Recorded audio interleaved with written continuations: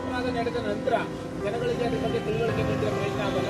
ಮುಂಚಿತವಾಗಿ ಯಾವುದು ಅಪರಾಧ ಯಾವುದನ್ನ ಮಾಡಬಾರ್ದು, ಮಾಡಿದ್ರೆ ಏನು ತೊಂದರೆ ಆಗ್ತದೆ, ಅದರಿಂದ ಆಗ್ತಕ್ಕಂಥ ದುಷ್ಪರಿಣಾಮಗಳು ಏನು ಅಂತಕ್ಕಂಥದ್ದು ಸಾರ್ವಜನಿಕರಿಗೆ ಏನನ್ನು ಮುಗಿಸಬೇಕು. ಆ ನಂತರ ಅವರೊಬ್ಬರು ಕೂಡ ಒಂದು ಜಾಗೃತಿಯನ್ನು ಮೂಡಿಸಿದ್ರೆ ಅಪರಾಧವನ್ನು ತಡೆಯಬಹುದು ಅನ್ನೋ ಉದ್ದೇಶದಿಂದ ನಾವು ಪ್ರತಿ ವರ್ಷ ಪೊಲೀಸ್ ಇಲಾಖೆಯಿಂದ ಅಪರಾಧಗಳನ್ನು ಕೆಲಸವನ್ನು ಮಾಡ್ತಾ ಇದ್ದೇವೆ. ಇವತ್ತು ದಿನ ಸಾರ್ವಜನಿಕರು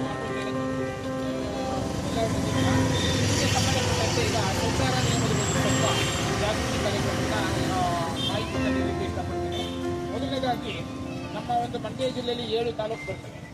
7 ತಾಲೂಕಲ್ಲಿ ಪ್ರತಿ ವರ್ಷ ಒಂದು 463 ಆಕ್ಸಿಡೆಂಟು, ಮತ್ತೆ ಸಣ್ಣ ಪುಟ್ಟ ದೊಡ್ಡ ಮಟ್ಟದ ಆಕ್ಸಿಡೆಂಟ್ 463, ಮತ್ತೆ ಸಣ್ಣ ಪ್ರಮಾಣದ ಆಕ್ಸಿಡೆಂಟ್ಗಳು 1579 ಸಣ್ಣ ಪ್ರಮಾಣದ ಆಕ್ಸಿಡೆಂಟ್. ನಾನು ಹೇಳ್ತಾ ಇರ್ತಕ್ಕಂಥದ್ದು ಇಡೀ ಒಂದು ಜಿಲ್ಲೆ, ಮಂಡ್ಯ ಜಿಲ್ಲೆಯಲ್ಲಿ ಈ ಅಪಘಾತಗಳಿಂದಲೇ ನಮ್ಮ ಇಡೀ ಜಿಲ್ಲೆಯಲ್ಲಿ ಸತ್ತಿರ್ತಕ್ಕಂಥ ಜನ 481 ಜನ ಸತ್ತಿದ್ದಾರೆ. 481 ಜನ ಕೇವಲ ಅಪಘಾತದಿಂದಲೇ ಸತ್ತಿದ್ದಾರೆ.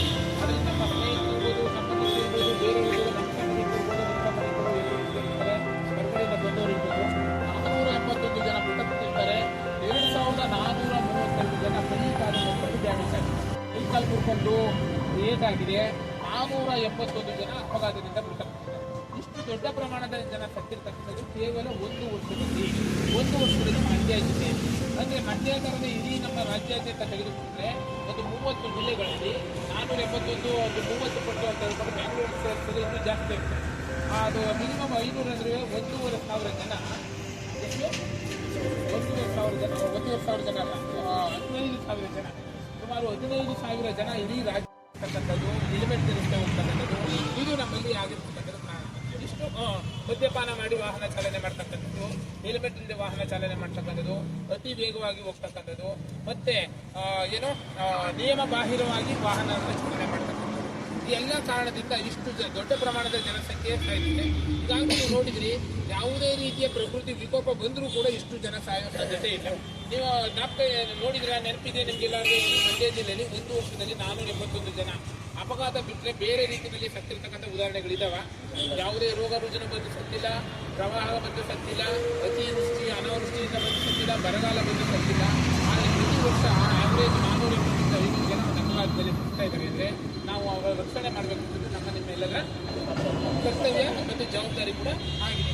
ಅದ್ರ ಜೊತೆಗೆ ನಾವು ನಮ್ಮನ್ನು ನಾವು ಸುಧಾರಣೆ ಮಾಡಿಕೊಂಡು 1,000 ಉಳಿಸ್ಲಿಕ್ಕೋಸ್ಕರ ಒಂದು ವರ್ಷದಲ್ಲಿ ಆ ಇನ್ಶೂರೆನ್ಸನ್ನು ಮಾಡಿಸಿಲ್ಲ ಅಂದರೆ ಅಷ್ಟೂ ಜವಾಬ್ದಾರಿಯನ್ನು ಆ ಚಾಲಕ ಮತ್ತು ವಾಹನದ ಮಾಲೀಕರ ಮೇಲೆ ಹಾಕ್ತಾರೆ.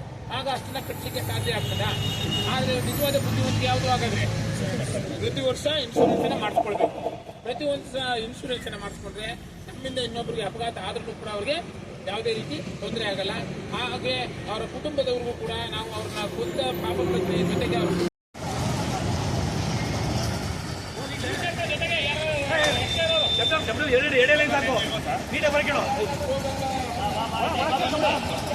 ಟೂ ಲೈನ್ ಗಾಡಿ ತೊಂದರೆ